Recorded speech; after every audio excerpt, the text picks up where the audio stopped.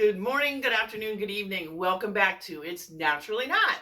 Hopefully you're having a great day. We're going to make, hopefully, a great meal today. What we're going to do is we're going to make something with a long tradition on the East Coast. It's not something that comes out of my wheelhouse of the Midwest, but something that's called a chopped cheese. Now, that seems to be a big deal these days. Matty Matheson's making chopped cheese on his channel. I think it's appearing in cookbooks. I've seen it the other day. I did a research and I saw several people's vlogs where they were making their versions of chopped cheese, and they were all as different as day and night.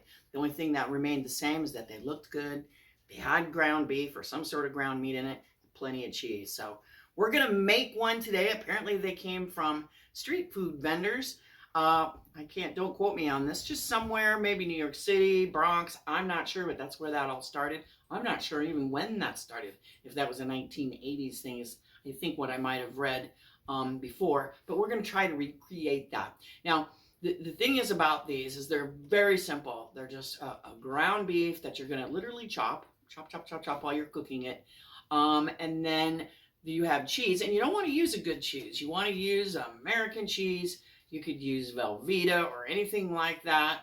You don't want to use the fancy smoked provolone. Save that for your submarine sandwich. You're supposed to use this kind of lowbrow cheese. You want cheese product. Cheese product that melts well. Tomato. You want plenty of lettuce, and you want onion that you're going to cut real thinly. And then you're going to grind literally into the meat with your spatula. So to get started, let's go ahead and cut these onions up nice and thin. So get a sharp knife and let's get after it. So I got these two. Now I'm only going to make, I bet you could make maybe 4 or 5 with these, but I'm just going to make 4 segments. And by 4 segments, what I mean here is, a bread like this, and then you're going to split it lengthwise. You're going to cut it in half. And this make a pretty high caloric sandwich. It's not the healthiest thing. It is delicious. But you can eat just 1/2. I'm going to probably eat 1/4 because they're just wickedly caloric and lovely. But this is the kind of bread you want, whether you call it hoagie bread or whether you call it Italian bread. I don't know. Italian bread might be too bready. I think this is just right. And this is called soft French. It doesn't look like a French. Maybe it's a mini French. But that's what that is. And that's what we're using today. So let's go ahead and get our onions cut. You can use a mandolin if you want, or if you got a pretty sharp knife, that'll do too. I got a fairly sharp knife here. I'm not going to cut those. I'm going to keep those heel ends for something else. And keep your fingertips intact. Well, you're supposed to do that, so I suppose I should do that too, but I don't. I always watch the blade and know where I'm pretty much at in proximity to the knife anyhow. We got this in here. Put that there. Another thing we'll want, and this isn't what it came in, but this is adobo seasoning. Now, I ordered mine online, because I saw Matty Matheson use it. And when I looked it up, it's just like a blend of like maybe ground oregano, garlic powder, and in my opinion, too much salt. First time I made him, the second time I made this, I put too much of this on because I remember him going like this really rigorously on top of his Blackstone or whatever grill he was using. I don't have a Blackstone. I'm just going to use something like this. And this is just an old, what is it? I can't remember the name of this cast iron. It's been around forever. I'm just going to use that because that'll be easy to get off the grill. But I'm going to go light on the adobe. Okay, you can get this at some grocery stores and get it online. I'm going to go light on it. I'm going to try really hard to go light. Of course, it doesn't help. They'll have kind of big holes, but I'm just going to go light on it once I add this. And maybe I'll add pepper more heavily to that. So I'm going to go ahead and turn, and you can preheat this if you want. I really don't think it matters. I'm kind of using a Blackstone tool here, which is probably overkill, but I'm just kind of getting it chopped up initially. And we'll see. I don't know what the fat rate, I don't remember what the fat ratio was on this. If it was, I don't think it's 80-20, but it's definitely not super lean. So at some point, I might have to take it off the heat and drain it. So they call it chopped because you're doing that a lot. And you're probably thinking, well, why not just use a meat masher, right? A meat masher like this. And you know, that would be a good question. When they do this on TV and they're using this, are they doing that for theatrics? Now in the bodegas, I think they did that because they had some sort of makeshift Blackstone grill that they'd be using on the streets, right? But I'm not on the streets, I'm in the kitchen. So I might switch to this because I think the end result is going to be the same. But we'll try to be theatrical at first. And now, some places say caramelize your onions on the side. But what I remember seeing, we're starting to get that sizzle, right? But what I remember seeing people do, I think Matty did it, some of the other people who had vlogs, is they just did the onions. And I might even chop too many. Oh, no, not too many. I think they just did it like this. Well, I imagine that spatula's nice for chopping the onions into it, too. It is. It's a little sharp on the bottom. I got this at the hardware store. I got it actually, not to do this, but I got this last summer because I was determined to make pizzas on the grill. And I don't even know what this function. This was next to Weber equipment and stuff. I'm not even sure what this one is even for, but I got it because it was long and it could fit under a base of a small pizza. So, if you got anything that you can use that's better than this, but like Daniel said just now, just being sharp is a good idea. That makes this part handy. Now, like I said, Matty, when I watched his video, I imitated him because he's like me. He doesn't use a lot of measurements. But he went way heavier, and I think his hole was on his jar because adobo doesn't come in this nice glass jar. It comes in a crappy little plastic jar. But I'm going to go real gentle with this because we can always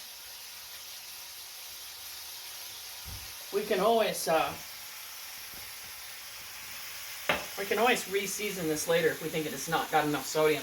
But this adobo stuff has got a lot of salt. And so I don't want to make that mistake twice because really it's just that, well, I don't want to say caramelization, but maybe it is. It's that caramelization of the heat and the fat that's going to make this taste yummy anyway. It isn't, I don't think the adobo season really has much to do with it other than how can you go wrong with some sort of garlic and onion and oregano, and then maybe there's a little chili pepper. I should have grabbed my original jar when I bought it out of the plastic thing online. It came in like an industrial restaurant size. So I was an idiot, and I was like, all this just for making a chopped cheese? That's on me. I guess I wasn't paying attention when I was ordering, so I have enough to give if the world ever ends. I have enough to live on for a couple of lifetimes of adobo seasoning. I put it in this because it's more doable. So if you do order it online, make sure you're only getting like the 5 or 6 ounce bottle and not getting the restaurant size that I ended up with. Unless you're running a restaurant. Unless you're running a restaurant, or unless you plan on, I'm going to get 2 in action here, unless you plan on making this a lot. It's all you ever eat. Yeah, I think that I would not be able to do this video because I would be too big if all I did was make this and eat this. Because I did look at one vlog and they said what they estimated the calories were for a whole one, and it was not a good thing. It was about the equivalent of maybe eating an entire pizza by yourself. So keep that in mind when you're eating this. Hey, I'm here for a good time, not a long time. Well, that's yeah, well, you know how I feel about that expression. Yeah. So what we're going to do here is we're just going to, since I don't have a flat top, I am just going to let that kind of sit here and maybe not do it as vigorously as they do for dramatic effect on YouTube, because I'm not sure what that does. I mean, it's like a flambe. It looks fancy, but is it really necessary? I mean, the bottom line is we want this to be well cooked, and we want these onions to be kind of blended into the meat. And if anything, I feel like we want to do more of this than we do chopping. And get that meat on the high, semi-high heat, medium-high heat.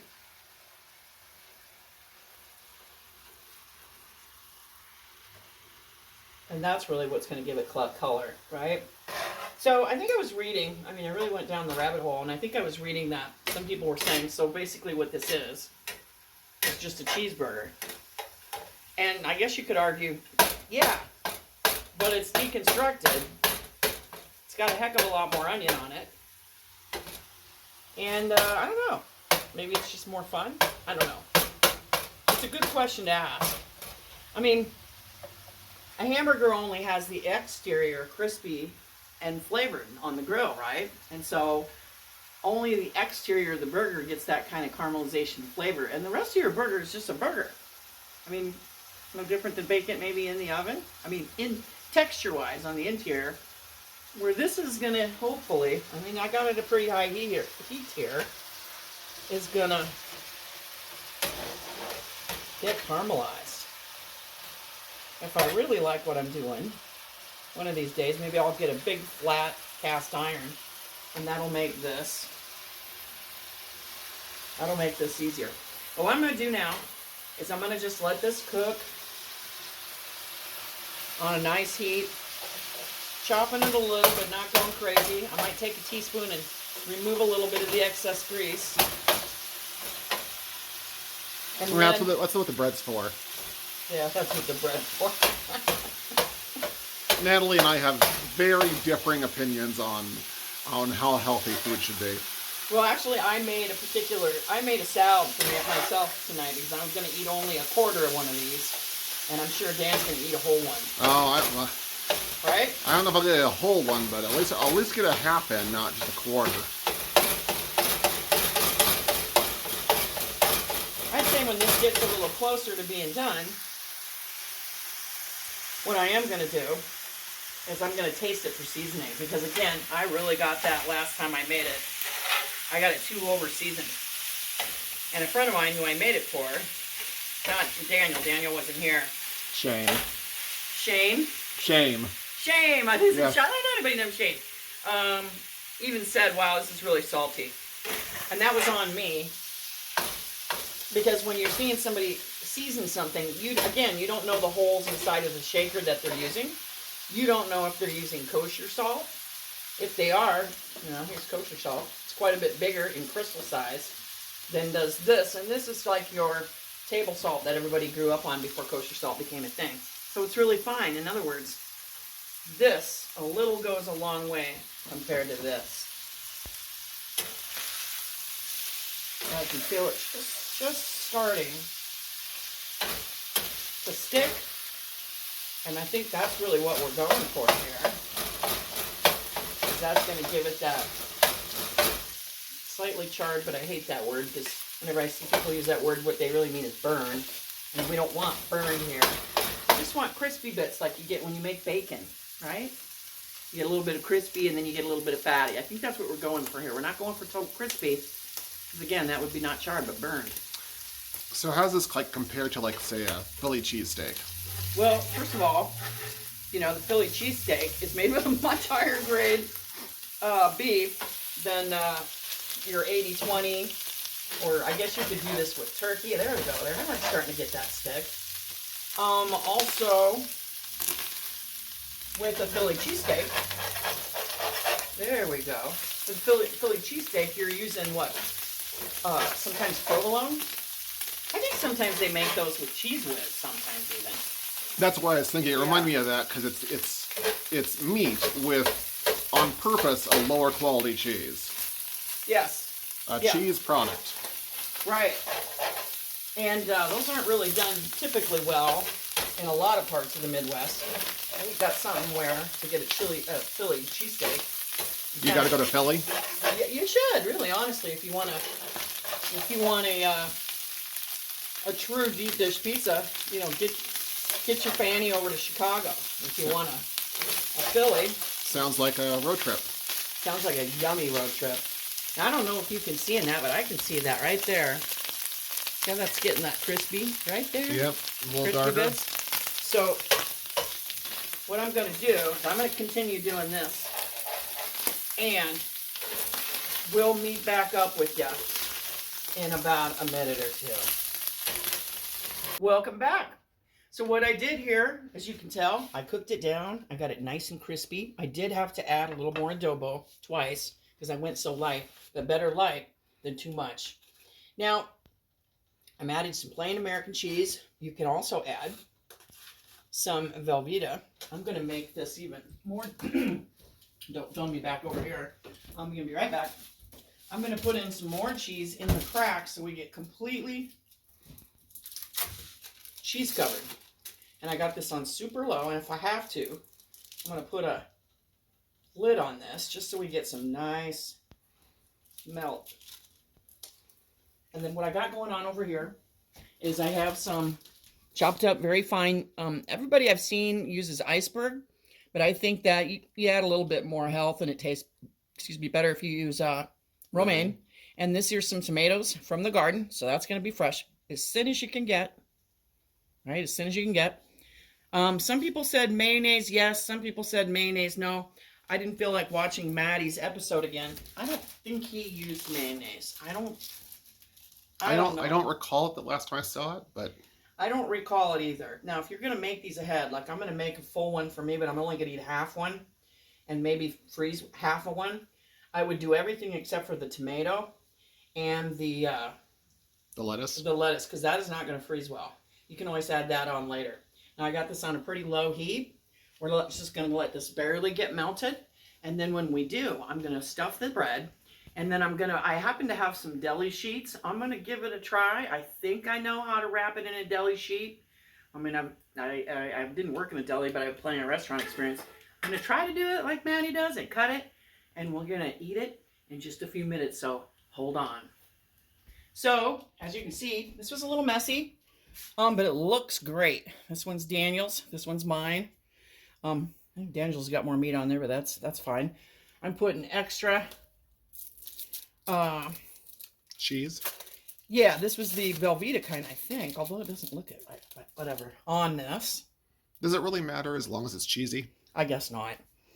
Then what we're going to do is we're going to do this. Eat your tomatoes. Get a little tomato on there. And a little bit more I can get off this. They did, all the videos say, make this pretty thin. One lady chopped her tomato in there, and I wasn't a fan of that. I don't know why. It's probably more practical to do that. When I made mine, I was totally going off script and used the cans of tomatoes with chilies in them. Oh, okay. Yeah. Now, here we go. Get this on. Now, one thing I thought I saw Matty do, but even if he didn't do, it sounds good. And I'm pretty sure he did do, is, actually, this is mine. I'm going to do something a little weird. I'm only going to probably eat half of mine, so I'm saying, I don't think I need to freeze mine with the tomatoes and lettuce intact. No, that wouldn't turn out well. No, so I'm going to not dress that part because I'm going to put mine in the freezer and have it for another day. I'm going to use this rosé balsamic vinegar. No particular reason, just I don't know where my regular everyday vinegar is, and this is light and fun. Now, you only want a little bit, so if you want to be super safe and do something like this, so you don't over pour, that's fine, because you just want just a sprinkle, just a little bit. In fact, I'm just gonna, because I just don't have one of those fancy plastic bottles just for vinegar, because I don't do this often. And that's all we do. What we're going to do next is we're going to attempt to wrap this. And this is unnecessary. This is just me being having fun. Me having fun. I think you need bigger wrapper paper. I think we need bigger wrapper paper. I don't know if that's necessarily. I'm half of it. Well, let's see what happens. Let's see if I go like this. Yeah, you're supposed to tuck the end in, and I was like, yeah, there's no room. Yep. Well, in that case, that isn't going to work. So what we're going to do instead, unwrap, go back. We're just going to pick them up. I'm going to pick them up carefully. I'm not going to cut all the way down because I got the counter here. But my right side is the side that I'm going to eat. Carefully with that really sharp knife. That looks probably funner anyway. There's my chopped cheese. That doesn't look too shabby. There, that's what it looks like. I'm going to freeze my half. I'm going to make sure your oven's not hot if you're using those plastic baskets. Using those plastic baskets, and then this will be Daniel's sandwich. Oh my! I'm going to assume that he's not going to necessarily need any fries with this, right? I'm gonna get a coma after this. Yeah. And there you go, folks. Chopped cheese. Oh, that looks wonderful, and it smells wonderful too. Excellent. So if you want to go ahead and dare it, this is my third chopped cheese. It's not perfect, but maybe one of these days, maybe I'll get one of those metal flat tops and I'll do it like they do on the show. But you can do it this way I did it too. You can do, I wouldn't do it Teflon. Don't do one of these. You don't want to mess up your Teflon pan, and that won't be healthy to chop on. But if you don't have a cast iron like this, you can probably just use stainless steel pan. Make them smaller, or make them in small pieces and then assemble them on the long bun, and you're good to go. But make one of those, enjoy it. You have a great evening, afternoon, morning, wherever you're at. And I hope that you like and subscribe, leave a comment if you want, and have a great day.